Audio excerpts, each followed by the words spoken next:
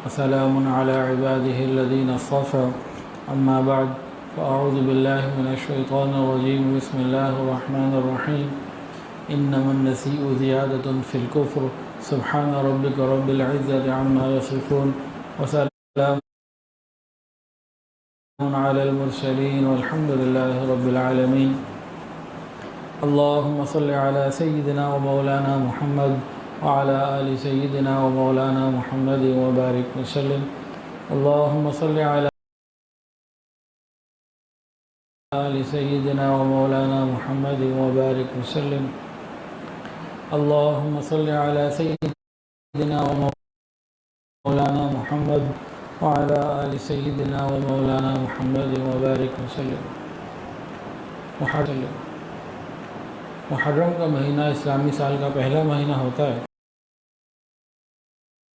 سفر کا مہینہ آتا ہے جو اسلامی سال کا دوسرا مہینہ ہوتا ہے.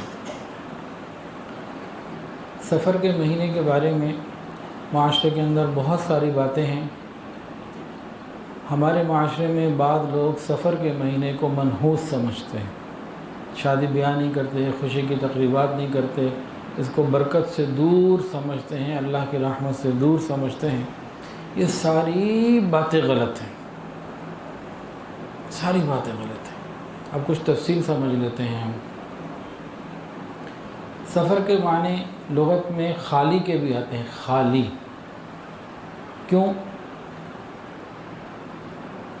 4 مہینے ایسے تھے جن میں لڑائی حرام تھی, تو قریش مکہ لڑائی کے عادی تھے.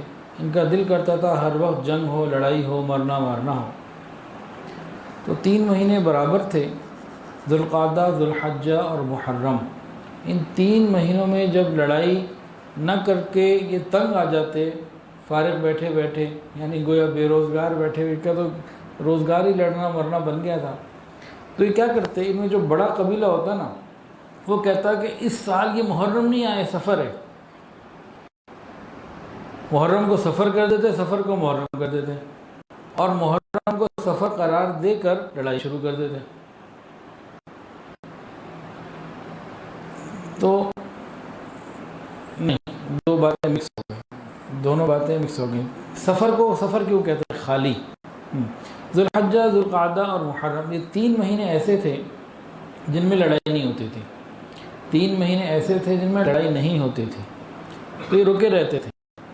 جیسے ہی سفر کا مہینہ شروع ہوتا, یہ لڑائی کے لیے اپنے گھروں سے نکل پڑتے, گھر خالی ہو جاتے. اس لیے سفر کو خالی بھی کیا کہ اس میں گھر خالی ہو جاتا, خالی بھی ہے. لیکن ہمارے ہاں سفر کے ساتھ سفر الخیر یا سفر المظفر لگایا جاتا ہے, یعنی اس میں اس نام سے بتا دیا گیا کہ اس میں کوئی نحوست نہیں. جو دوسری بات تھی نا, جو پہلے 2 باتیں مکس ہو گئی تھیں, وہ الگ بات ہے. کفار مکہ کے اندر ایک عادت تھی کہ وہ اللہ تعالیٰ کے منع کیے ہوئے 4 مہینوں کو آگے پیچھے کر دیا کرتے تھے. حرمت والے جو مہینے تھے جن میں لڑائی حرام تھی, ذوالقعدہ, ذوالحجہ, محرم اور رجب, ان 4 مہینوں میں لڑائی حرام تھی.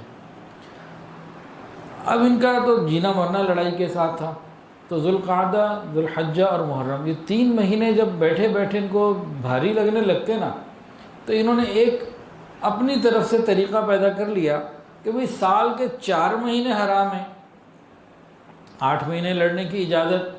تو کیا کرتے, اپنی انہوں نے سائنس لڑائی, اپنی لاجک لگائی. کیا کیا, وہ یہ کرتے تھے کہ محرم کو سفر بنا دیتے, سفر کو محرم بنا دیتے.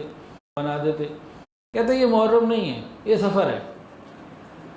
تو سفر میں لڑائی جائز تھی, تو وہ محرم کو سفر کہہ کے سمجھ کے لڑائی کر لیا کرتے تھے, اور سفر کو محرم بنا لیا کرتے تھے.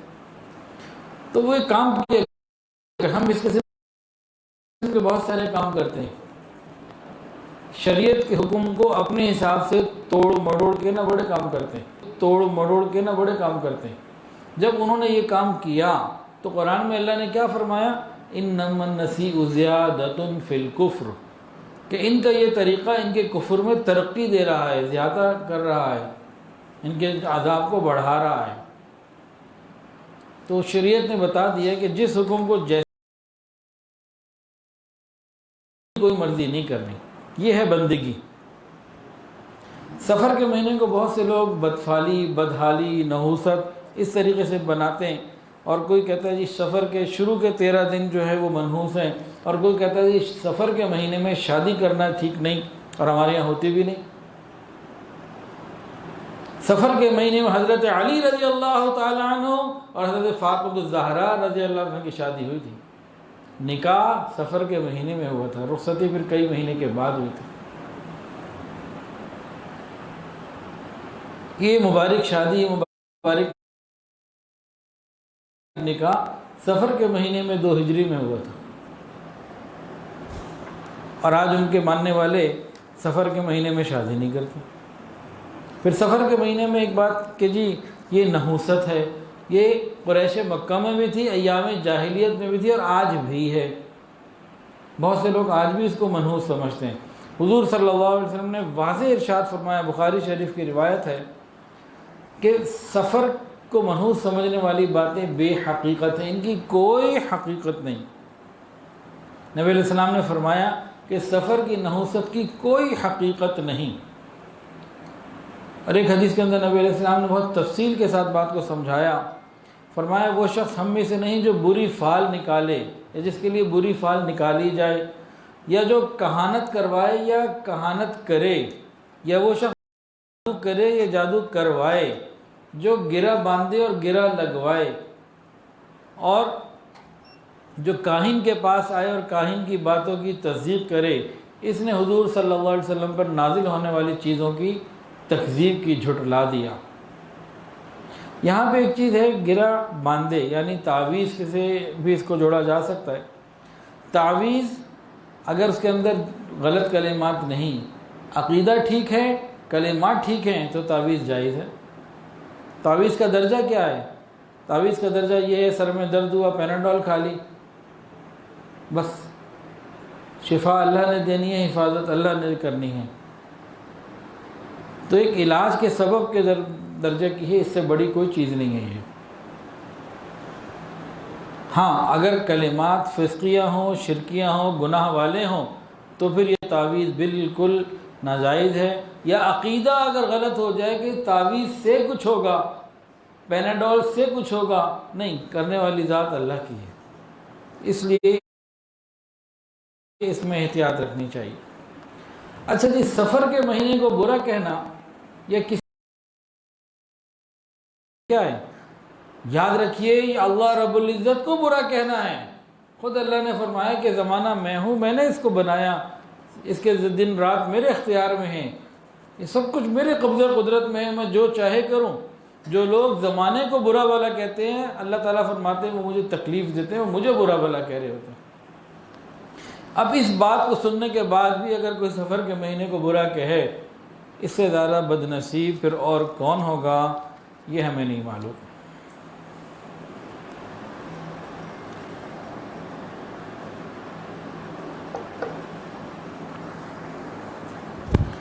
نحوست کا اصل سبب ہمارے گناہ ہیں، ادھر ہم توجہ نہیں کرتے، اور ادھر ادھر نحوست ہم تقسیم کرتے پھرتے ہیں۔ یاد رکھیے حقیقت میں عبادت مبارک چیز ہے، اور گناہ یہ منحوس چیز ہے۔ حقیقت میں عبادت جو ہے مبارک چیز ہے، اور گناہ یہ منحوس چیز ہے۔ تو گناہ ہی اصل نحوست والی معاملے کی چیز ہے، اسے ہم چھوڑتے نہیں۔ اب 2 مثالیں سمجھ لیجیے بڑی مزیدار۔ ایک حبشی تھا، بڑا برج شکل والا، بد شکل، ذرا ڈراؤنی سی شکل تھی، عجیب سی، وہ کہیں جا رہا تھا۔ اس نے کبھی یہ آئینہ، مرر، شیشہ دیکھا نہیں تھا، کہیں جا رہا تھا، راستے میں اس کا آئینہ ملا، اس نے آئینہ اٹھا کے دیکھا، اس کو تو اپنی شکل نظر آئی، اب بھدی سی شکل تھی، عجیب سے ہونٹ اور پورا، اس نے دیکھا، اس نے کہا کتنی بری چیز ہے، اس نے آئینے کو کہا کتنا برا ہے یہ، اٹھا کے پھینک کے توڑ دیا۔ اب بری اس کی شکل تھی اس وقت، آئینہ تو برا نہیں تھا، وہ تو اصلیت دکھا رہا تھا۔ تو ہم بھی کیا کرتے ہیں، ادھر ادھر چیزوں میں نحوست کو تلاش کر کے ان کے اوپر نام ڈال دیتے ہیں، اپنی بدعمالیوں سے فارغ ہے۔ ایک اور مثال، ایک بادشاہ تھا، اس کا ایک غلام تھا، اس کو اس سے کچھ تنگی تھی، تو بادشاہ نے کہا تو نحوس ہے، منحوس ہے، سب سے پہلے صبح مجھے تیرا چہرہ کبھی نظر نہ آئے، دوپہر کو آ، شام کو آ، ٹھیک ہے، ایسا نہیں ہونا چاہیے کہ سب سے پہلے میں تمہیں دیکھوں، میرا دن سارا منحوس گزرے گا، خبردار کبھی میرے پاس پہلے وقت میں مت آنا۔ ٹھیک ہے جیسے آپ کہتے ہیں۔ وقت گزرتا رہا۔ ایک دن اچانک کوئی ایسی ضرورت پڑی کہ اس غلام کو بادشاہ کے پاس آنا پڑا۔ وہ صبح کا وقت تھا۔ اب بادشاہ نے جب اس کو دیکھا نا کہ صبح سب سے پہلے میری نظر اس پہ پڑ گئی، یہ بھول گیا تھا، بادشاہ کو یاد تھی بات۔ اب جناب عالی بادشاہ نے آرڈر دیا کسی کو، پکڑو اس کو، اس منحوس کو، اور آرڈر دیا مغرب تک اس کو کوڑے لگوائے جائے۔ اب جس وقت پکڑا اس وقت بھی جناب اس کو مارنا پٹائی شروع ہوئی تو مغرب تک کوڑے ہی کھاتا رہا بیچارہ۔ شام کو پھر بادشاہ ملا اس کو، کہا دیکھ میں نے کہا تھا نا تو بڑا منحوس ہے، صبح کیوں میرے پاس آیا؟ وہ سارے دن کوڑے تو کھا چکا تھا، کمر دکھ رہی تھی، کہنے لگا جناب اب اتنی مار کھانے کے بعد کہ ٹھیک ہے اور کیا اور مار لے گا؟ جناب منحوس میں نہیں، منحوس تو آپ لگتے ہیں۔ کہا میں منحوس کیسے؟ نے کہا جی صبح سب سے پہلے میں نے آپ کا چہرہ دیکھا، مجھے سارا دن کوڑے پڑتے رہے، آپ نے میرا چہرہ دیکھا، آپ مزے میں رہے، تو منحوس کون ہوا؟ آپ نے میرا چہرہ دیکھا اور آپ تو سارا دن مزے کرتے رہے، اور میں نے آپ کا چہرہ دیکھا مجھے کوڑے پڑتے رہے، تو منحوس کون ہوا؟ بادشاہ کو بات سمجھ میں آ گئی، اس نے پھر اس بات سے توبہ کر لی کہ واقعی یہ ہمارے دماغ کی باتیں ہیں، شریعت میں حقیقت میں اس کا کوئی لینا دینا نہیں۔ تو سفر کا مہینہ اور اس سے متعلق جو باتیں برائی کی، منحوست کی ہیں، ایسا کچھ نہیں ہے، ہمارے اپنے اعمال کا معاملہ ہے۔ خود رسول اللہ صلی اللہ علیہ وسلم نے احادیث میں وضاحت سے فرما دیا کہ سفر کے مہینے میں کوئی نحوست نہیں۔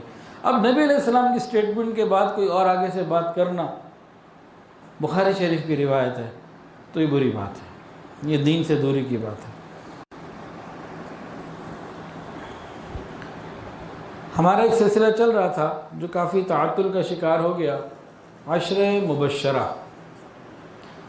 حضرت ابوبکر صدیق رضی اللہ عنہ کے بارے میں کچھ بات ہو گئی، حضرت عمر فاروق رضی اللہ عنہ کے بارے میں کچھ بات ہو گئی، آج کچھ بات کرنی ہے سیدنا عثمان غنی رضی اللہ تعالیٰ عنہ کے بارے میں۔ شرم و حیا کے پیکر تھے، اللہ اکبر کبیرہ۔ ایک مرتبہ ہمیں عائشہ صدیقہ رضی اللہ عنہ فرماتی ہیں کہ نبی علیہ السلام گھر میں تھے، میں گھر میں تھی، دروازہ ناک ہوا، نبی علیہ السلام ذرا آرام سے لیٹے ہوئے تھے، نہ پوری طرح لیٹے ہوئے تھے نہ پوری طرح بیٹھے، ایک ریلیکس موڈ میں تھے۔ دروازہ ناک ہوا، پوچھا کون؟ آواز آئی ابو بکر، آ جاؤ، اندر آ گئے۔ اور نبی علیہ السلام جو بیٹھے تھے نا، آپ کی پنڈلی مبارک سے کپڑا ہٹا ہوا تھا، گھٹنوں سے نیچے تھوڑا سا نا پنڈلی نظر آ رہی تھی، آپ اسی طرح بیٹھے رہے جیسے گھر میں ایک ریلیکس بیٹھا ہوتا بندہ۔ آگے بات چیت شروع ہو گئی، تھوڑی دیر بعد پھر دروازہ ناک ہوا، کون؟ عمر، بلا لیا اندر، آ جاؤ اندر۔ نبی علیہ السلام نے بلایا، آپ تشریف لے آئے، حاضر ہو گئے، آپ اسی طرح بیٹھے رہے، پنڈلی سے کپڑا ہٹا ہوا اور اپنا ایک ریلیکس سے موڈ میں بیٹھے ہوئے۔ اب بات چیت ہونے لگی، نبی علیہ السلام بیٹھے ہیں، ابوبکر عمر رضی اللہ تعالیٰ عنہما بیٹھے ہیں۔ پھر کوئی آواز آئی دروازہ ناک ہونے کی، تو پوچھا کون؟ اب باہر سے آواز آئی عثمان۔ نبی علیہ السلام بیٹھے، وہ جو ریلیکس موڈ میں تھے، پھر ذرا آگے ہو کے بیٹھ گئے اور اپنے جو کپڑا ہٹا ہوا تھا نا پنڈلی کے اوپر، وہ دوبارہ ڈھک دیا پورے طریقے سے، بالکل ٹھیک ہو کے جب بیٹھے، فرمایا آ جاؤ۔ اب اندر تشریف لے آئے، وہ حاضر ہو گیا آقا کی خدمت میں۔ پھر ملاقات ہوئی، بات چیت ہوئی، پھر ان لوگوں نے اپنی مجلس کو پورا وائنڈ اپ کیا، سب چلے گئے۔ امی عائشہ صدیقہ رضی اللہ تعالیٰ نے پوچھا یا رسول اللہ، میرے باپ ابو بکر آئے آپ اسی طرح بیٹھے رہے، عمر آئے آپ اسی طرح بیٹھے رہے، عثمان آئے پہلے آپ بیٹھ گئے، اپنے کپڑوں کو درست کیا پھر بلایا، اس میں کیا حکمت تھی؟ حضور صلی اللہ علیہ وسلم نے ارشاد فرمایا، میں اس سے کیسے حیا نہ کروں جس سے آسمان کے فرشتے بھی حیا کرتے ہیں۔ ایسے مبارک صحابی جن سے آسمان کے فرشتے حیا کرتے تھے۔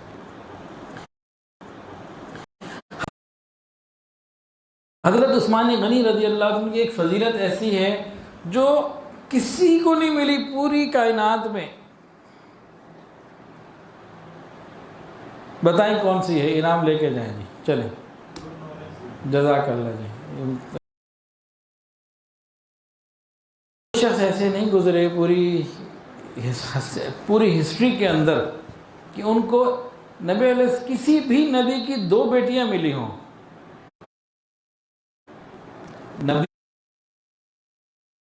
نبیوں نے اپنی بیٹیوں کی شادیاں کی ہیں، داماد بنائے ہیں، داماد ان کے ہیں، لیکن کوئی ایسا داماد کسی بھی نبی کا نہیں تھا کہ جس کو ایک کے بعد ایک کر کے 2 بیٹیاں ایک نبی کی ملی ہوں. ایسے صرف حضرت عثمان غنی رضی اللہ تعالیٰ.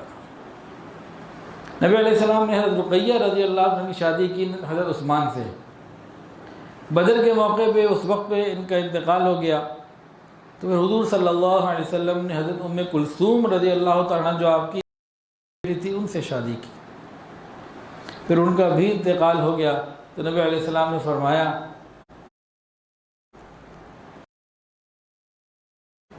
اب تم جہاں چاہو شادی کر لو. صحابہ سے کہا بھائی کہیں بھی ان کی شادی کروا دو. اور ایک جگہ فرمایا میری اگر 40 بیٹیاں ہو جاتا تو 40 کی 40 میں عثمان کو دے دیتا. یہ داماد ہیں اور یہ خواہش ہے سسر کی. آج کوئی داماد کہہ سکتا ہے کہ میرے سسر میرے بارے میں یہ گمان رکھتے ہیں؟ کوئی ایسا سسر آج ہوگا جو اپنے داماد کے بارے میں یہ خیال رکھتا ہو، یہ سوچ رکھتا ہو کہ میرا داماد اتنا پیارا؟ یہ محبت کی دلیل ہے. آپ کانا من السابقین الاولین، شروع کے اسلام لانے والوں میں سے تھے. جب چند ہی لوگ اسلام لائے تھے اور آپ نے اسلام کے لیے بڑی پریشانیاں اٹھائیں، بہت تکلیفیں اٹھائیں. حضرت عثمان غنی رضی اللہ عنہ کی شہادت کی اطلاع نبی علیہ السلام نے دے دی تھی کہ آپ شہید ہوں گے، پیشن گوئی ہو گئے تھے. حضرت عثمان غنی رضی اللہ عنہ کی جو شہادت کے واقعات ہیں وہ بھی بڑے تکلیف دہ ہیں. آپ کی شہادت سے فتنوں کا دروازہ کھلا. آپ دروازہ تھے اس کے لیے نا، اور اس کے بعد آپ شہادت سے پہلے معاملات کھڑے ہو گئے تھے. جو شہادت سے فتنوں کا دور امت میں آیا وہ آج تک جاری ہے اور اس کی انتہا ہوگی دجال کے آنے تک. علماء نے ایک بات لکھی ہے، اسی دور کے تابعین اور صحابہ کے دور کے علماء نے، کہ جو حضرت عثمان غنی رضی اللہ عنہ کی شہادت سے خوش ہوا یہ دجال کی اتباع کرنے والا ہے. کہ جو حضرت عثمان غنی رضی اللہ عنہ کی شہادت سے خوش ہوا یہ دجال کی اتباع کرنے والا ہے، کہ فتنے کی ابتدا یہاں سے اور انتہا دجال پر ہو رہی ہے، ایک تعلق ہے. حضرت عثمان غنی رضی اللہ تعالیٰ عنہ کے خلاف جب لوگ آ گئے ان کے گھر کا محاصرہ کر لیا اور تقریباً 40 دن تک وہ محاصرہ رہا، اندر پانی نہیں بھیجا گیا. پھر انہوں نے حضرت علی رضی اللہ عنہ کو کسی طرح پیغام بھجوایا.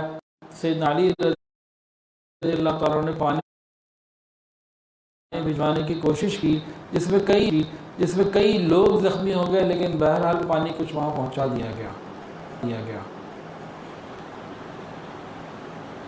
اور حضرت علی رضی اللہ تعالیٰ عنہ نے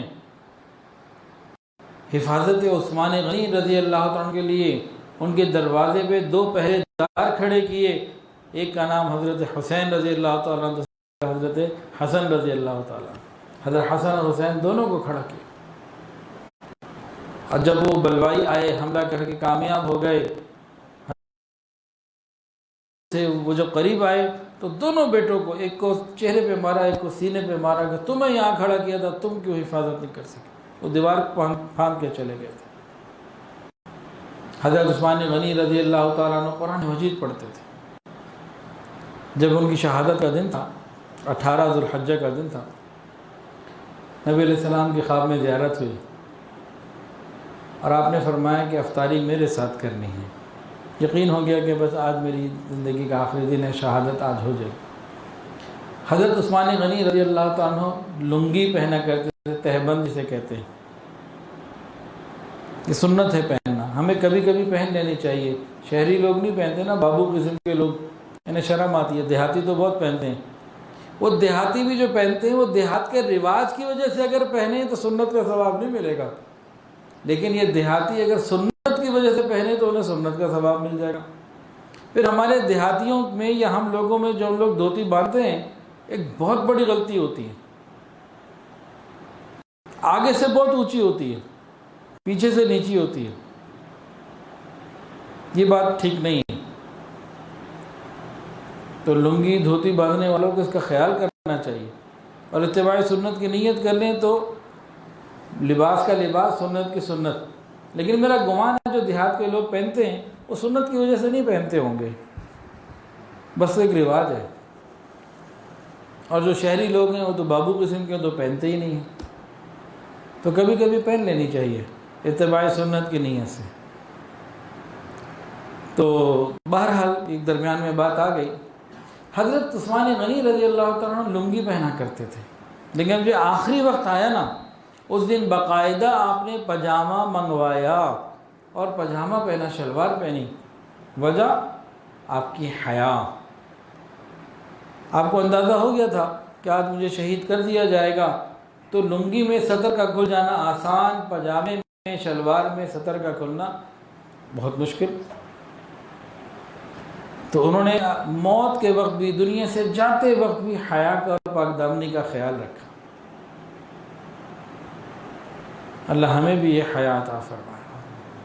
الحیاء شعبۃ من الایمان، ایمان کا شعبہ ہے، ایمان کی ایک شاخ ہے حیا، اللہ ہمیں عطا فرمائے۔ تو عثمان غنی رضی اللہ عنہ کی تلاوت کر رہے تھے قرآن مجید کی، یہ لوگ باہر سے داخل ہوئے، انہوں نے حملہ کیا اور آپ کو شہید کر دیا۔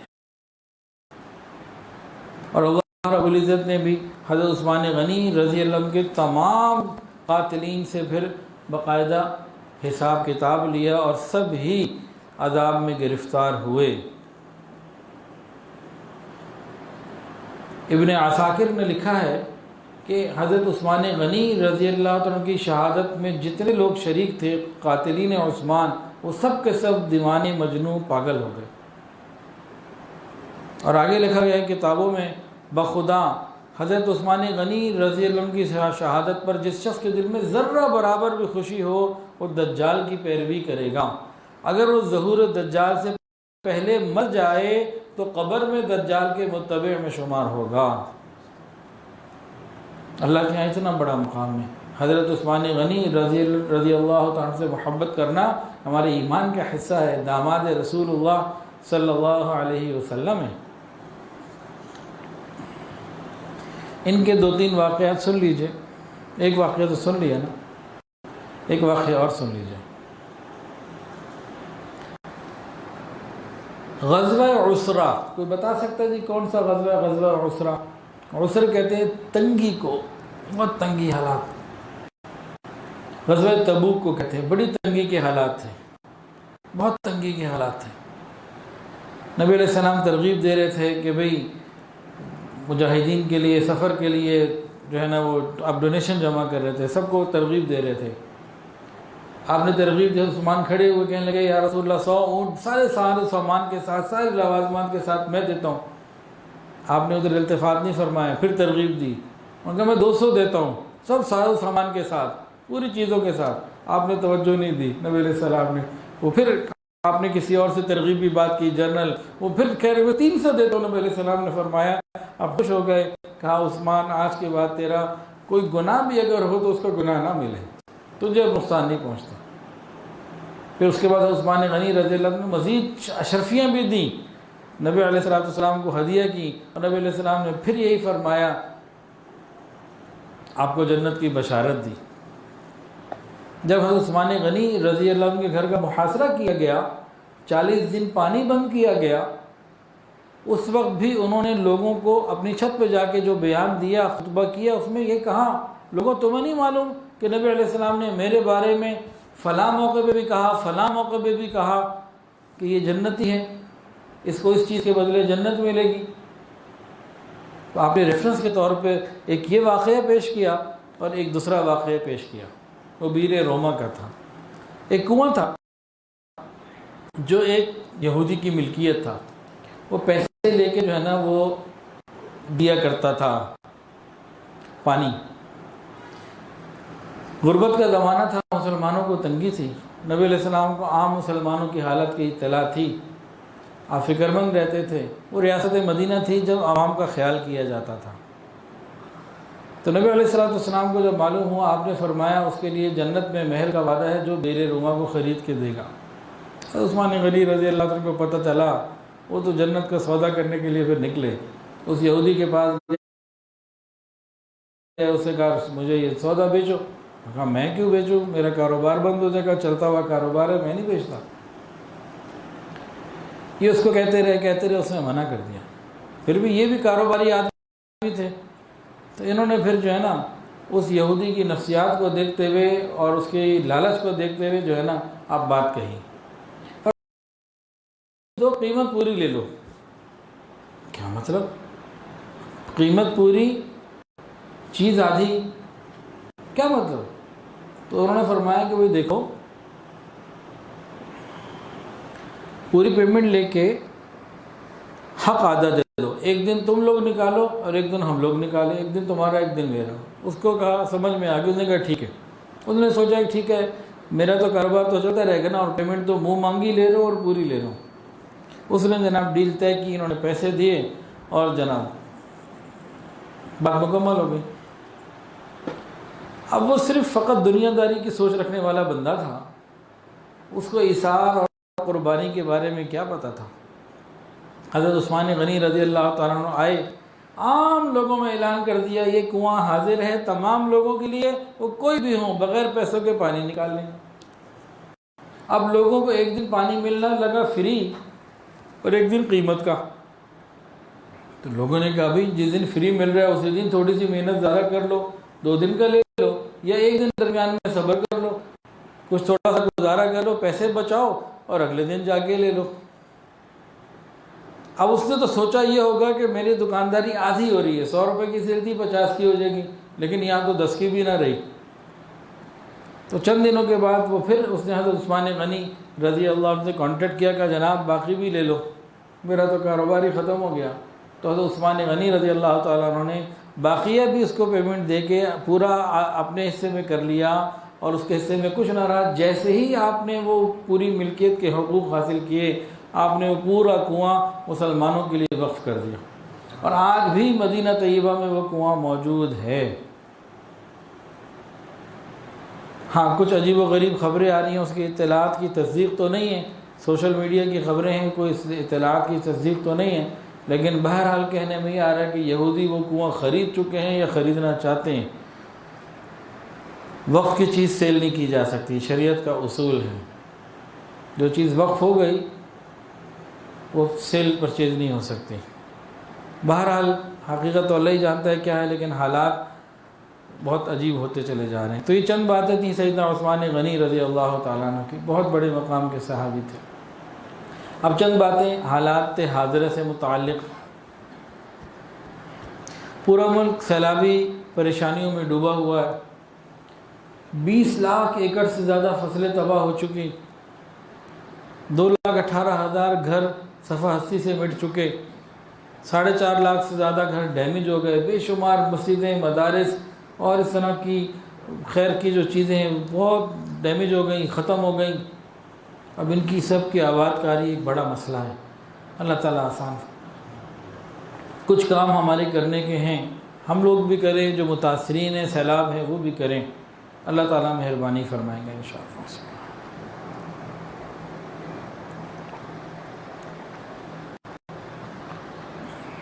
قرآن مجید میں فرمایا وبشر الصابرین، اور صبر کرنے والوں کو بشارت دے دیجیے، الذین اذا اصابتهم مصیبہ، اور جب ان کو کوئی مصیبت آتی ہے، قالوا، وہ کہتے ہیں انا للہ و انا الیہ راجعون، ہم اللہ کے ہیں، ہم نے لوٹ کے اللہ ہی کی طرف جانا ہے۔ یوں سمجھ لیجئے کہ بھئی میں اللہ کا ہوں، جو کچھ میرے پاس ہے اللہ تعالیٰ کا دیا ہوا ہے، اور سب کچھ کو چھوڑ کے اللہ کی طرف جانا ہے۔ انا للہ و انا الیہ راجعون، ان حالات میں کثرت سے پڑھنے کی ضرورت ہے، ہمیں بھی اور ان لوگوں کو بھی جو متاثرین سیلاب ہیں۔ اللہ تعالیٰ مہربانیاں فرمائیں گے، جتنا رجوع اللہ ہوگا جتنی کثرت سے ہم انا للہ و انا الیہ راجعون پڑھیں گے اتنی آسانیاں آ جائیں گی۔ اچھا، ایک اور نقطے کی بات، یہ علمی نقطہ ہے بڑا لطیف۔ پریشانی کا تعلق 3 چیزوں کے ساتھ ہوتا ہے: دل، آنکھ اور زبان۔ کون سی 3 چیزیں؟ دل، آنکھ اور زبان۔ پریشانی کا تعلق ان 3 چیزوں سے زیادہ ہوتا ہے۔ جب پریشانی آتی ہے دل غمزدہ ہوتا ہے، آنکھ روتی ہے اور زبان سے الفاظ نکلتے ہیں، کلمات نکلتے ہیں۔ جب پریشانی آتی ہے تو کیا ہوتا ہے؟ دل غمگین ہوتا ہے، آنکھ روتی ہے، زبان سے کلمات نکلتے ہیں۔ حضرت محمد مصطفیٰ احمد مجتبیٰ سرکار دو عالم صلی اللہ علیہ وسلم نے ارشاد فرمایا، حضرت ابراہیم رضی اللہ تعالیٰ عنہ کی وفات کے اوپر آپ کے بیٹے تھے، فرمایا کہ بے شک آنکھ روتی ہے اور دل غم زدہ ہے، اور زبان سے ہم وہی کہیں گے جو ہمارے رب کو پسند ہے۔ یہ ہے مزیدار بات۔ کوئی پریشانی، غم، تکلیف آئی، دل غم زدہ ہوا، آنکھ سے آنسو نکلا، نہ اس پہ گناہ نہ اس پہ گناہ۔ اب اصل مسئلہ ہے زبان کے الفاظ کا۔ اگر اچھے کلمات نکلے تو اس پہ عبادت ملے گا، عبادت کا ثواب، اجر ملے گا۔ اصل مسئلہ کیا ہے؟ اصل مسئلہ ہے زبان سے نکلنے والے الفاظ کا۔ اچھے الفاظ نکلے تو ثواب ملے گا، اور برے الفاظ نکلے تو گناہ ملے گا۔ اور مصیبت کوئی برے الفاظ کے نکالنے سے دور نہیں ہوتی۔ مثال کے طور پر کہیں سیلاب آ گیا، حالات خراب ہو گئے، اب کوئی شخص جو متاثرین میں سے ہے وہ گالیاں دینے لگے، برے الفاظ بولنے لگے، تو کیا ٹھیک ہو جائے گا معاملہ؟ اجر سے محروم ہو جائے گا، معاملہ ٹھیک ہو جائے گا، معاملہ ٹھیک نہیں ہوگا۔ اچھے الفاظ ادا کرے تو پھر اس پر اجر ہی اجر ہے، اجر ہی اجر ہے۔ کتنا اجر ہے؟ اللہ اکبر! ایک کانٹا چبھنے پہ گناہوں کی معافی، تو اتنی بڑی مصیبت پہ کیا ہوگا؟ تو انا للہ و انا الیہ راجعون کثرت سے پڑھنا چاہیے۔ ایک صحابیہ تھی حضرت ام سلمہ رضی اللہ تعالیٰ عنہ، ان کے خاوند بڑے اچھے تھے، بہت خیال کرنے والے، بیوی کی دل جوئی کرنے والے، بڑے اچھے تھے۔ ان کا انتقال ہو گیا۔ نبی علیہ السلام کو اطلاع کہ آقا نے انا للہ و انا الیہ راجعون اللہم اجرنی فی مصیبتی واخلف لی خیرا منہا۔ اللہ اس سے بہتر دے دے گا۔ وہ اپنے دماغ میں سوچتے ہیں یا اللہ اس سے بہتر کیا ہو سکتا ہے، اس سے بہتر تو ممکن ہی نہیں ہے، اتنا اچھا تو میرا شوہر تھا۔ لیکن نبی علیہ السلام نے فرمایا تھا کہ تو مانگتی بھی تھی، تو پڑھتی انا للہ و انا الیہ راجعون، اور ساتھ ہی مانگتی یا اللہ اس کا بہترین نعم البدل عطا فرما۔ لیکن ایک خیال بھی تھا اس سے اچھا ہو کیا سکتا ہے، ایک آئیڈیل شوہر تھا، اس سے اچھی کیا چیز ہوگی۔ خیر وہ مانگتی رہی، کچھ عرصے بعد حضور صلی اللہ علیہ وسلم نے ان سے شادی کر لی۔ اب ان کے شوہر کتنے ہی اچھے کیوں نہ ہو، نبی علیہ السلام تو نبی علیہ السلام ہیں۔ تو جتنے متاثرین ہیں اگر وہ اس کو کثرت سے پڑھیں، اللہ تعالیٰ نعم البدل ادا کرنے پہ قادر ہے، وہ عطا فرمائے گا۔ لیکن ہم پڑھنے والے بنیں، یہ میسج ان کو پہنچانے والے بنیں، اگر ان کو راشن دے رہے ہیں تو ساتھ ان کو اللہ کی طرف تعلق جوڑنے والے بھی بنیں۔